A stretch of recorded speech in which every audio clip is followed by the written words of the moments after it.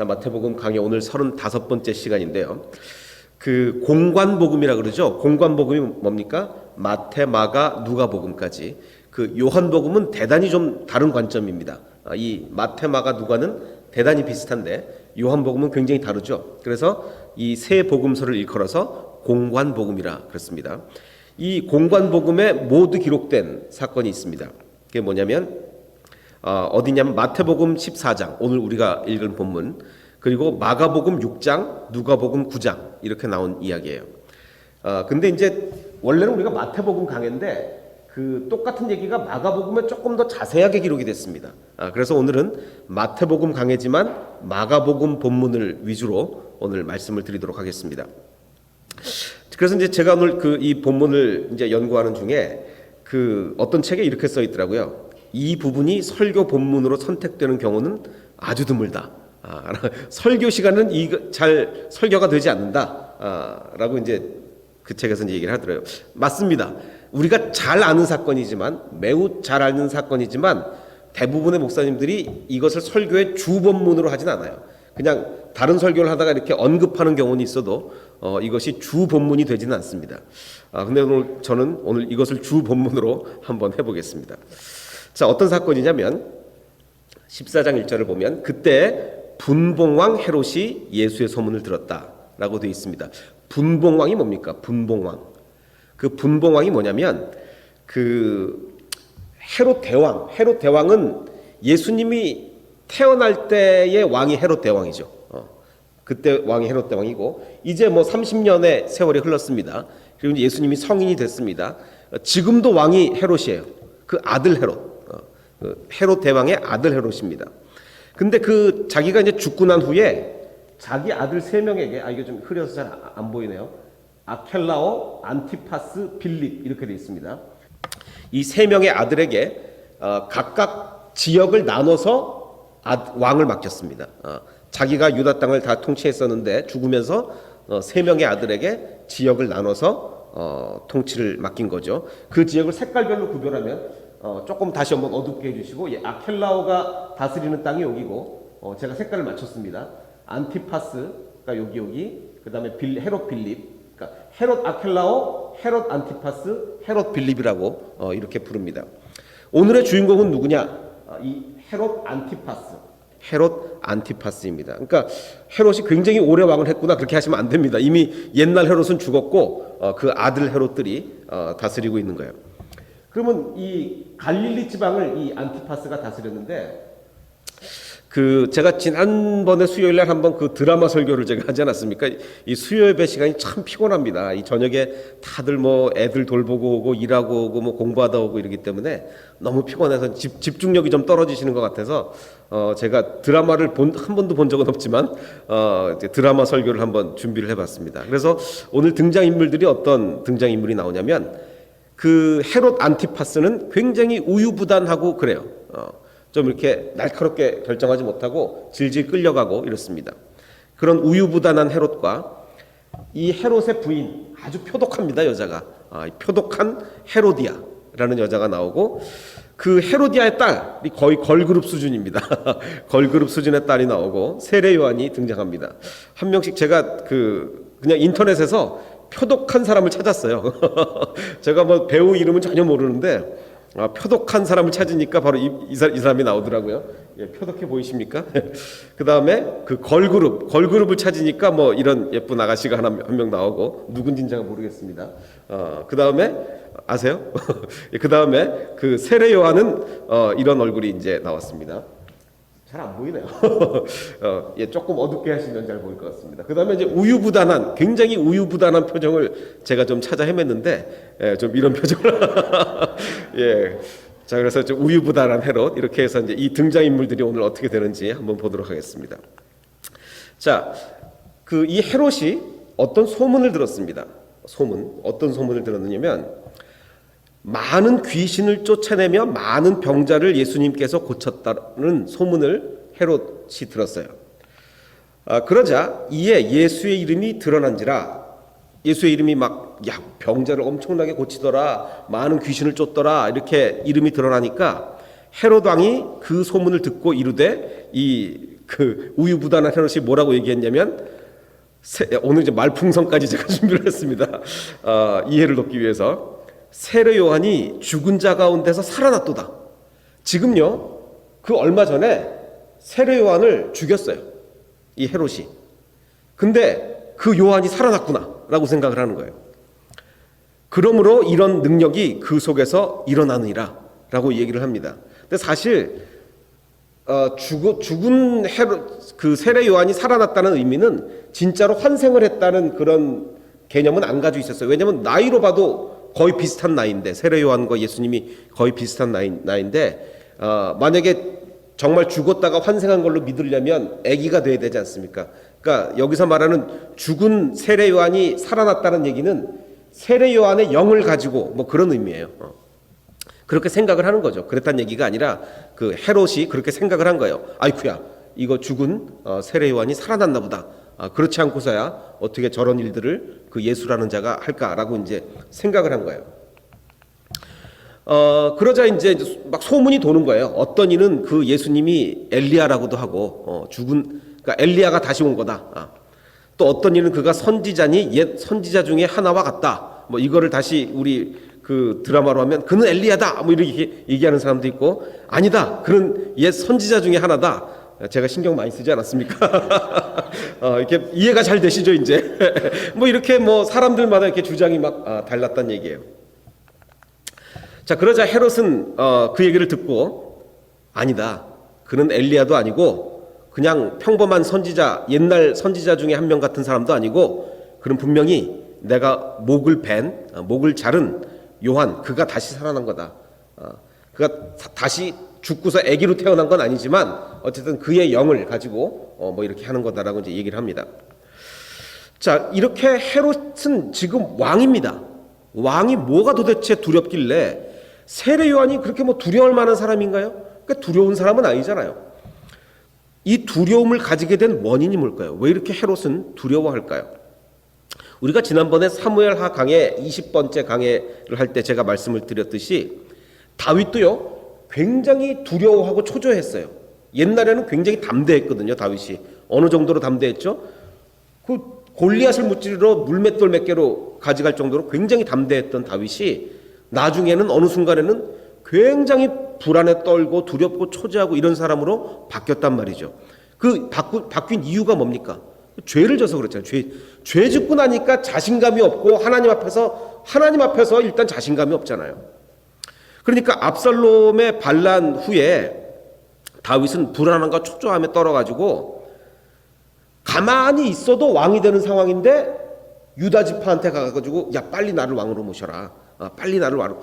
그랬다가 나중에 또 문제가 되는 거 아닙니까? 그러니까 가만히 있어도 될 상황에서 자꾸 막 뭐를 재촉하고 이러다 보니까 문제가 생기는 거예요. 그러니까 불안하고 쫓기다 보니까 그런 거예요. 불안하고 쫓기다 보니까. 또 그때 사무엘하 할 때도 말씀드렸듯이 세바라는 사람이 반란을 일으키는데 정말 미미한 세력이거든요. 별거 아닌 사람들이거든요.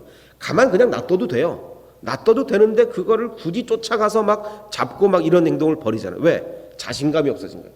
자신감이 없어지고 불안하고 초조해지고, 그 이유가 뭐라고요? 하나님 앞에 당당하지 못한 거예요. 죄를 졌으니까 당당하지 못하죠.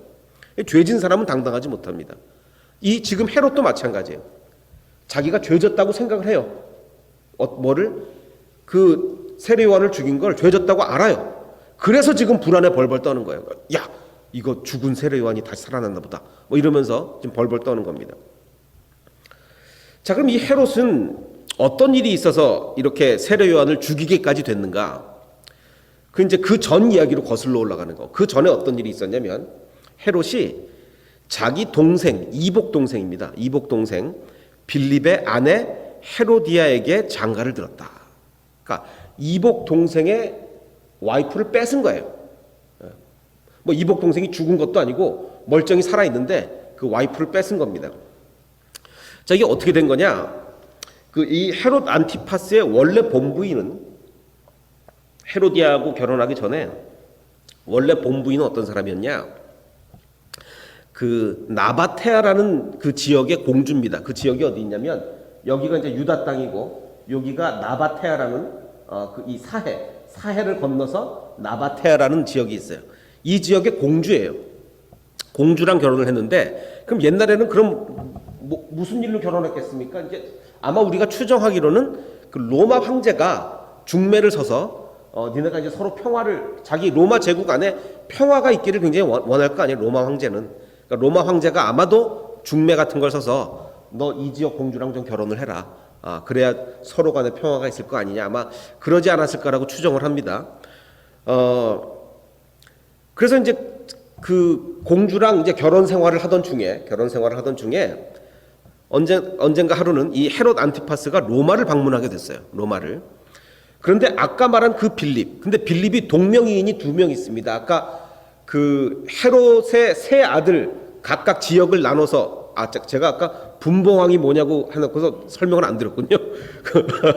분봉왕이 뭐냐면요, 그러니까 지역을 나눠서 통치하는 왕들이 분봉왕이 나눌 분자 해가지고 지역을 나눈다는 얘기예요. 너는 이 지역 왕, 너는 이 지역 왕, 너는 이 지역 왕. 그래서 분봉왕이 되는 겁니다. 그래서 3명의 분봉왕 중에 빌립이 있었잖아요. 그러니까 그 빌립 말고 다른 빌립이에요. 그 헤롯 안티파스가 로마를 방문하던 중에 그 동명이인 다른 빌립의 집에 머물게 됐습니다. 이 사람은 분봉왕이 아니라 평민이에요. 평민. 자, 평민인데 그 평민 이복 동생의 집에서 이렇게 머물다가 무슨 일이 생겼느냐? 이 빌립의 아내와 짝짝꿍이 된 거예요. 눈이 맞은 거예요. 헤롯이. 그래서 이 헤롯하고 이 두 남녀가 눈이 맞아 버렸습니다. 뭐 누가 먼저 좋아했는지는 모르겠습니다. 모르겠고. 자, 그래서 이 헤롯은 본 부인과 이혼하고 이 헤로디아, 이 표독스러운 헤로디아와 결혼을 하게 됩니다. 자, 그러자 이제 그 본부인하고 이혼했으니까 그 나라의 공주였잖아요. 그 나바테아의 왕이 화가 난 거야. 화가 나가지고 AD 36년에 헤롯을 쳐들어옵니다. 쳐들어와서 헤롯 군대가 아주 대패를 합니다. 대패를 해요. 그래서 뭐 많은 유대 사람들은 그걸 보고 헤롯이 벌 받은 거다. 뭐 이렇게 얘기를 하기도 하고 그런 역사적 사건이 있습니다. 자, 그런데 이 헤롯이 자기 새 와이프, 동생의 아내였죠. 새 와이프를 위해서 요한을 잡아서 옥에 가뒀습니다.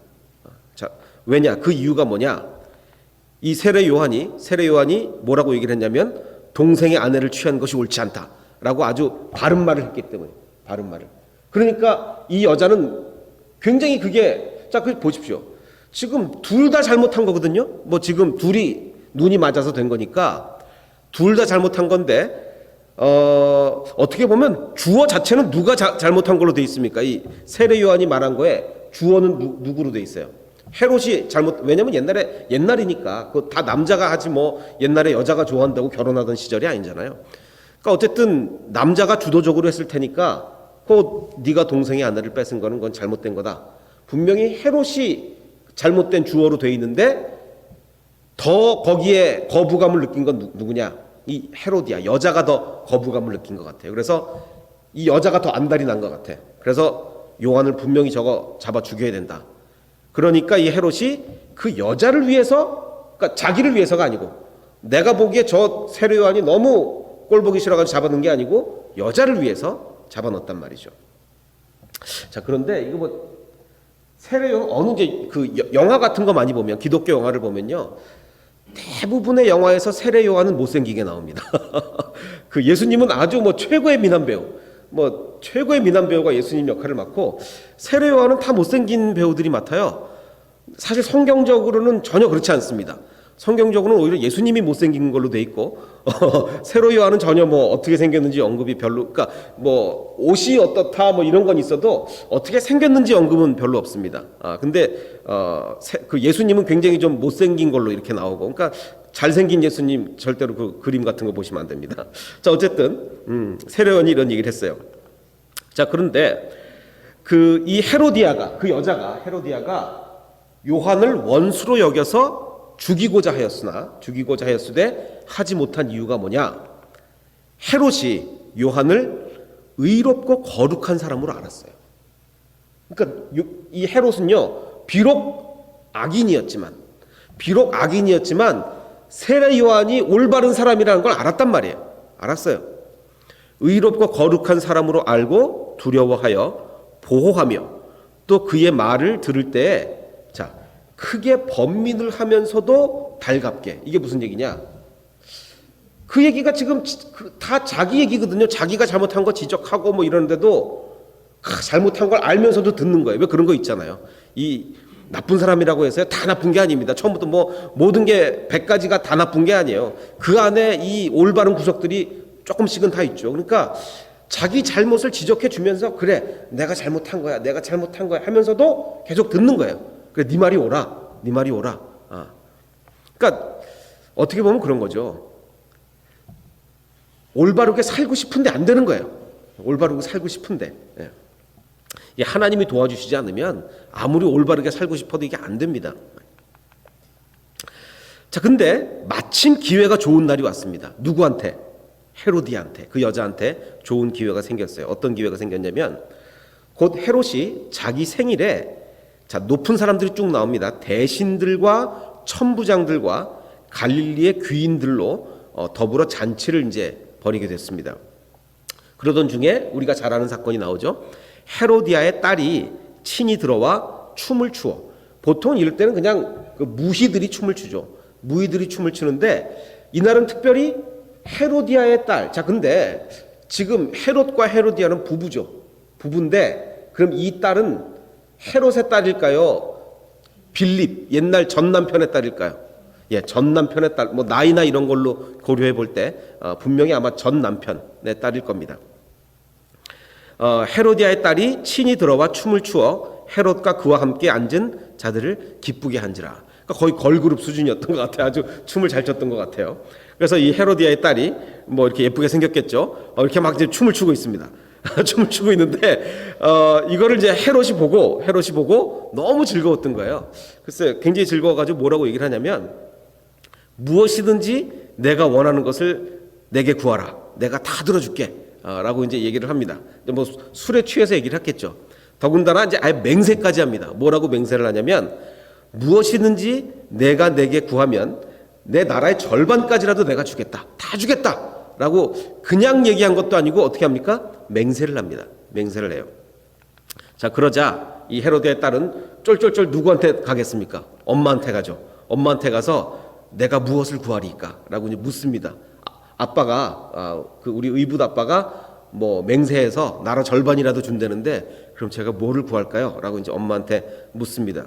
그러자 이 헤로디아는 드디어 기회가 온 거예요. 그 어떻게 하면 저 세례요한을 죽일까 하고 이제 생각하다가 드디어 기회가 와서 세례요한의 머리를 구하라. 그냥 죽이는 것도 아니고 뭡니까?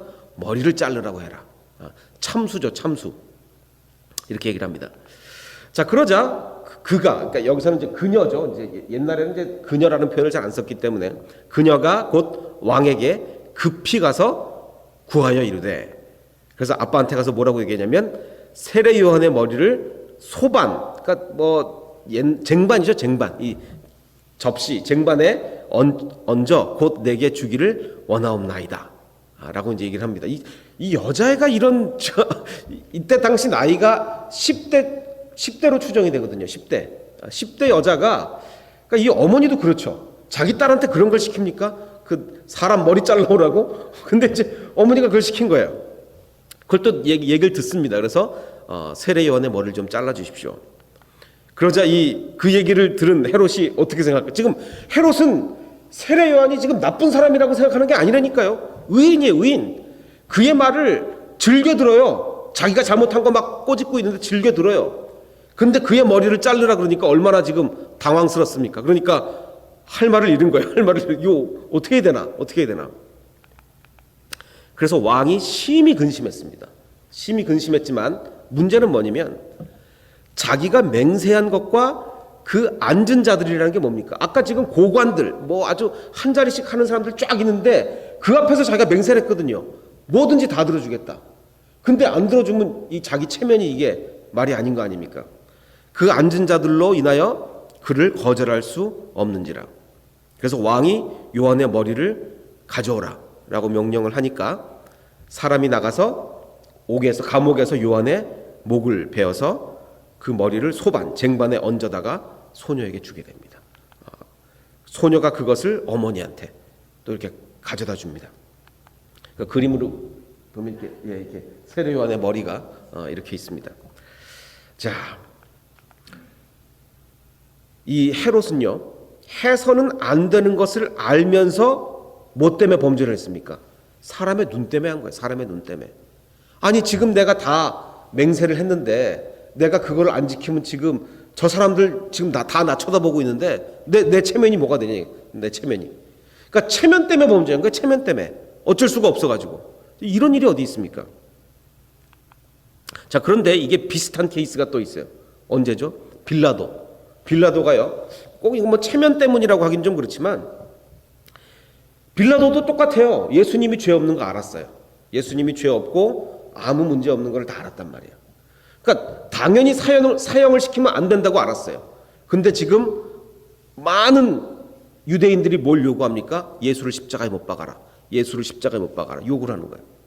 자, 지금 헤롯하고 똑같은 입장입니다. 죽이면 안 되는 거 알죠? 근데 지금 난처한 거예요. 안 죽였다가는 이게 지금 사람들 눈이 자기를 보고 있는 거예요. 이랬다가는 또 밀란이 날 것 같기도 하고. 그래서 물을 가져다가 손을 씻습니다. 이거 내 잘못 아니다. 내 잘못 아니다. 니네가 그런 거지 내가 그런 거 아니다.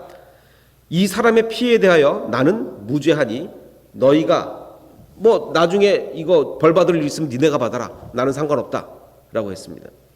자, 그런데 우리가 잘 알고 있기로 사도신경은 뭐라고 돼? 물론 이제 사도신경은 교회의 전통으로 만들어진 그 구절들이지 뭐 이게 성경에 있는 건 아니죠. 성경에 있는 건 아니지만 일단 교회 전통이 그걸 얘기하고 있습니다. 이 교회의 전통에 의하면 예수님이 누구한테 고난을 받았어요?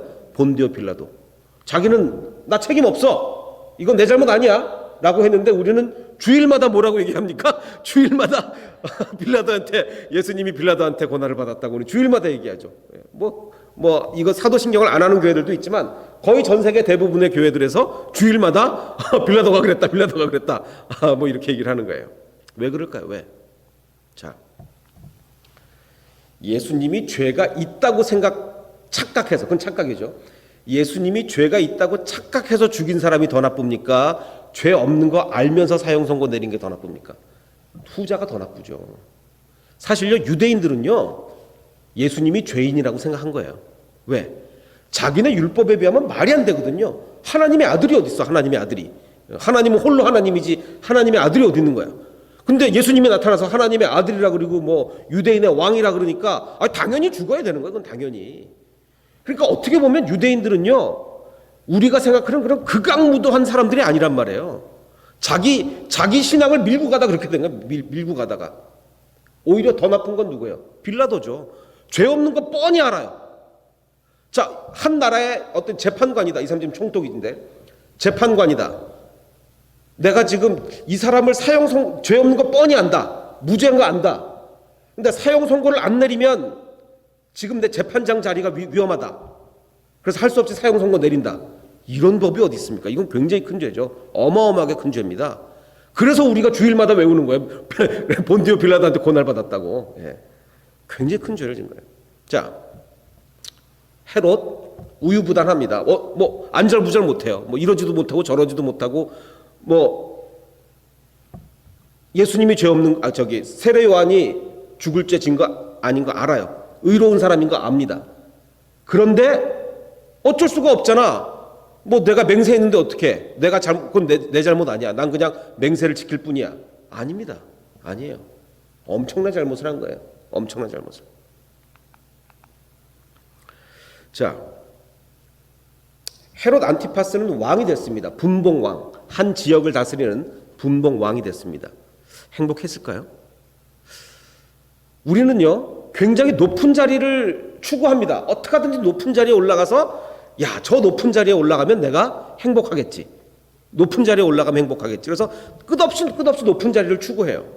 자, 그런데 과연 높은 자리에 올라가면 행복하냐 이거예요. 행복하냐? 자, 지금 안티파스는요, 왜 동생의 와이프를 뺏었습니까? 그 이유가 뭐예요? 이 본부인하고 행복하지 못했으니까 뺏었겠죠. 본부인하고 행복하게 잘 살면 왜 뺏겠습니까? 자, 한 나라의 왕인데, 한 지역의 왕인데 본부인하고 왜 행복하지 못했죠? 정략 결혼했거든요. 아마도 로마 황자가 맺어줬겠죠. 너 저 여자하고 결혼해. 근데 결혼해 보니까 영 행복하지 않은 거예요. 한 나라의 왕이라고 행복한 게 아닙니다. 자, 그래서 행복하지 않아서 자기 딴에는 순수한 사랑을 찾겠다고 눈이 맞은 사람을 골랐는데 그게 누구예요? 동생의 와이프인 거예요. 동생 와이프. 자, 그러면 헤로디아와 결혼한 이유는 뭐냐? 자기 딴에는 순수한 사랑을 찾았을지도 몰라요. 그래, 이 여자랑 결혼하면 행복하겠다. 이 여자랑 결혼하면 행복하겠지. 행복했을까요? 이 동생 와이프랑 결혼해서 어떻게 행복해질 수가 있겠습니까? 더군다나 이 여자는 아주 표독스러운 여자라니까요. 표독스러운 여자. 자, 그러면 자기 잘못을 지적하던 요한을 죽이고 나서는 행복했을까요? 아니죠. 밤에 잠을 못 잤을 거예요. 밤에 얼마나 불안하고 떨었으면 예수님이 그렇게 막 병 고치고 귀신 쫓고 다니니까 뭐라고 얘기할 정도로 야, 내가 죽인 세례 요한이 다시 살아났나 보다. 이런 말도 안 되는 얘기를 할 정도로 지금 신경쇠약에 걸린 거예요. 신경쇠약에. 행복하지 못하죠. 행복하지 못합니다. 높은 자리에 올라가면 행복합니까? 아니요. 절대 그렇지 못해요. 권력을 가지면 행복합니까? 그렇지 못해요. 그렇지 못합니다. 자, 그러면 세례 요한은 어떨까요? 또 예수님의 제자들은 어떨까요? 지금 우리가 지난 주일부터 봤던 본문들이요, 참 참담합니다. 왜 참담하냐면 마태복음 12장 마지막 부분 뭐였는지 기억나십니까? 마지막 부분 예수님의 가족들이 찾아왔어요. 어머니와 형제들이 찾아왔어요. 마태복음에는 기록이 안 돼 있지만 다른 복음에는 찾아온 이유가 뭐라고요? 예수님이 미쳤다는 소문을 듣고 찾아왔어요. 자, 여러분이 예수님의 제자들입니다. 예수님의 제자들인데 예수님의 어머니랑 가족들이 찾아왔어요. 왜? 예수님 미쳤다고. 그럼 여러분들 이 동요가 일어나겠습니까? 안 일어나겠습니까? 이거 당연히 동요가 일어나죠. 가족들도 못 믿겠다고 미쳤다고 찾아오는데 내가 지금 이 사람을 왜 쫓아다니고 있는 거지? 그런 생각이 당연히 들어요. 당연히 듭니다. 그게 12장 마지막 부분이고 13장 마지막 부분은 뭐였어요? 예수님이 고향에 갔어요. 고향에 딱 갔는데 고향 사람들이 예수님을 안 받아들이는 거예요. 그럼 또 어떤 의미 들겠어요? 예수님이 옛날에 잘 살았나? 예수님이 어릴 때 제대로 사는 거야? 도대체 왜 예수님의 고향 사람들이 예수님을 안 받아들이는 거야? 어릴 때 사고 친 거야? 뭐 이러면서 또 의문이 생긴단 말이에요. 그럼 고향 사람들도 안 받아들이는데 내가 지금 예수님을 목숨을 걸고 따라 다녀야 되는 거야? 당연히 의문이 생깁니다. 당연히 생겨요. 더군다나 이제는 무슨 일까지 생겼어요?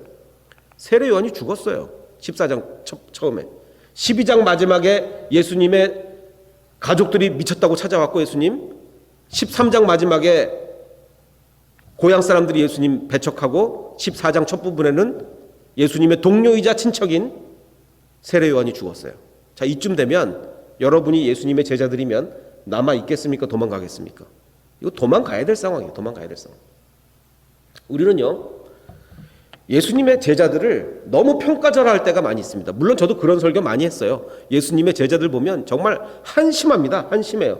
정말 그 상황에서 어떻게 서로 누가 잘났냐 싸우고 있고 한심할 때가 많이 있어요.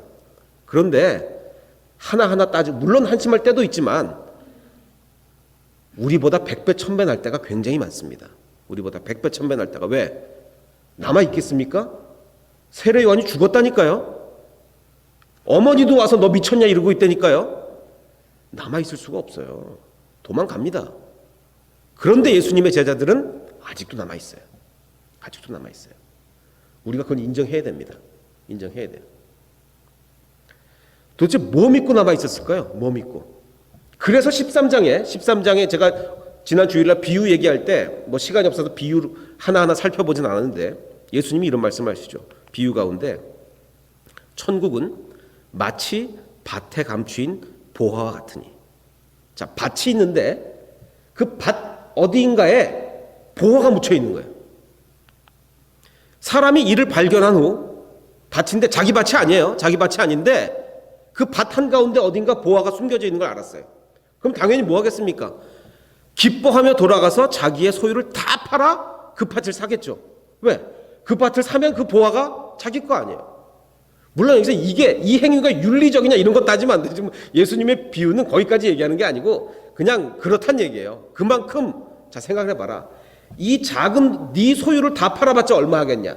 그런데 그걸 판 걸로 이 밭을 사면 그 밭에 묻혀있는 어마어마한 보화가 네 거다. 이제 그걸 얘기하는 거거든요. 뭐 이 행위가 윤리적이냐, 주인한테 말아야 되지 않느냐, 거기까지 얘기하시면 안 됩니다. 예수님이 그 포커스는 거기 있잖아요. 그러니까 예수님의 비유를 가지고 너무 많은 걸 얘기하면 안 돼. 그냥 예수님이 뭘 얘기하려고 그랬느냐, 그것만 끄집어내면 됩니다. 천국은 그런 거예요. 어떤 거? 내 소유를 다 팔아서 쫓아갈 만한 가치가 있는 거죠. 그게 천국입니다. 지금 제자들은 그걸 하고 있는 거예요. 뭐죠? 자기 인생을 다 바쳤어요. 자기 인생을 다 바쳐서 예수님을 따라가고 있어요. 근데 지금 보십시오. 아까요. 지금 이게 상황이 예수님이 망해가는 상황이에요. 어떻게 망해갑니까? 어머니도 미쳤다고 오고 고향 사람들도 안 받아들이고 이제는 예수님의 가장 큰 동료까지 죽었어요. 이거 완전히 망해가는 케이스입니다. 완전히 망해가는 케이스예요. 이제 가라앉는 배에서는 뛰어내려야죠. 밖으로 뛰어내려야 돼요. 그런데 제자들은 안 뛰어내리고 있었단 말이에요. 왜? 사실 뛰어내리기도 쉬워요. 마태 같은 얘기가 좀 달라요. 마태는 세리였으니까 다시 세리가 되기, 한번 세리를 버리고 왔으니까 다시 세리 되기 쉽지 않은데, 뭐 베드로나 뭐 그냥 다시 가서 고기 잡으면 된다고요. 근데 끝까지 남아있죠. 왜? 천국을 소망하니까. 그러니까 너무 제자들 평가절하하지 마십시오. 지금 제자들은 천국을 소망하고 있는 거예요. 그래서 망해가는 것 같아도 끝까지 그걸 붙잡고 있는 겁니다. 우리 눈에는 망해가지만 또 천국은 마치 좋은 진주를 구하는 장사와 같으니 극히 값진 진주 하나를 발견함에 가서 자기의 소유를 다 팔아 그 진주를 사느니라. 천국이라는 게요, 그냥 나 예수님 믿어, 그럼 나 천국 가겠네, 끝, 이게 아닙니다. 올인해야 돼. 천국은 올인하는 데입니다. 천국은 그냥 이 세상에서 누릴 거 다 누리고 예수님 믿으니까 천국도 가고, 그게 아닙니다. 그게 아니고요, 예수님이 강조하는 건 뭡니까? 천국은 올인하는 거다. 올인해야 천국이다. 그걸 얘기해요.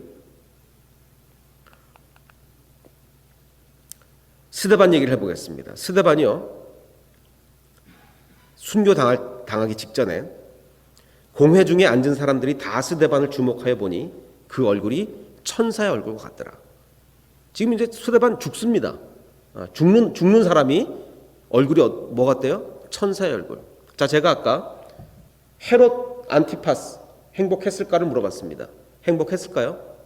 죄 짓고 사는 사람이 어떻게 행복합니까? 행복할 수가 없어요. 세례 요한 목이 잘려 죽었습니다. 행복했을까요? 저는 행복했을 거라고 믿습니다. 왜? 마음속에 확신이 있지 않습니까? 확신. 세례 요한의 마음엔 확신이 있습니다. 천국에 대한 소망과 확신이 있어요. 목이 잘리더라도 그는 행복할 수 있는 거예요. 올인했으니까. 올인한 사람이 느낄 수 있는 행복이에요. 올인한 사람이 느낄 수 있는 행복. 스데반도 마찬가지입니다. 자기의 삶을 예수님께 올인했어요. 그러니까 죽음 앞에서도, 순교하는 앞에서도 얼굴이 천사와 같을 수 있는 겁니다. 왜?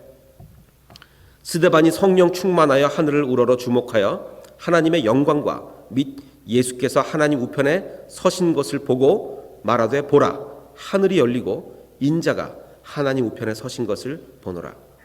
천국을 보는 사람이 어떻게 불안할 수가 있겠습니까? 천국을 보는 사람은요, 확신을 가집니다. 불안할 수가 없고 행복하게 됩니다. 우리도 천국을 봐야 됩니다. 물론 스데반처럼 이렇게 뭐 눈에 보이거나 그렇지는 않습니다. 눈에 보이거나 그렇지는 않지만 우리가 영적으로 알 수 있는 거죠. 누가 알 수 있을까요? 올인한 사람이 알 수 있습니다. 자기 모든 소유를 다 팔아, 뭐라고 아까 했죠? 자기 모든 소유를 다 팔아 그 밭을 사느니라. 진주장사도 자기 모든 소유를 다 팔아 그 진주를 사느니라. 내 모든 삶을 다 올인할 때, 올인하면 다 망할 것 같죠? 올인하면 이제 큰일 날 것 같죠? 아니요. 그때 진정한 행복을 맛볼 수가 있는 겁니다. 죄진 사람은 불안합니다. 죄진 사람은 떱니다. 그러나 올인한 사람에게는 주님이 주신 화평과 축복이 있을 줄 믿습니다. 우리가 지금 바른 이 땅을 디디며 살고 있습니다. 그러나 내 영혼 저 하늘을 디디며 사네. 내 주님 계신 눈물 없는 것. 지금 이 세상에는 때로는 우리의 목이 잘려나갈 때도 있습니다. 때로는 실패할 때도 있고 좌절할 때도 있고 고난이 있을 때가 많이 있습니다. 그러나 내 주님 계신 눈물 없는 곳을 우리가 바라보며 삽니다. 우리의 소망은 저 하늘에 숨겨둔 그 소망입니다. 밭에 숨겨진 그 보화처럼, 그 값진 진주처럼 그것을 소망하며 사는 우리가 될 수 있도록 축복하여 주시옵소서. 우리 잠시 묵상으로 기도하겠습니다. 지금은 비록 땅을 버타며 살지라도 내 영혼 저 하늘을 디디며 사네. 내 주님 계신 눈물 없는 곳, 저 하늘에 숨겨둔 내 소망 있네. 보고픈 얼굴들, 그리운 이름들 많이 생각나. 때론 가슴 터지도록 기다려지는 곳, 내 아버지 넓은 날 맞으시는 저 하늘에 쌓아둔 내 소망 있네. 주님 그 나라에 이를 때까지 순례의 걸음 멈추지 않으며 어떤 시련이 와도 나 두렵지 않네. 주와 함께 걷는 이 길에 주님 그 나라에 이를 때까지 순례의 걸음 멈추지 않으며 어떤 시련이 와도 나 두렵지 않네. 주와 함께 걷는 이 길에.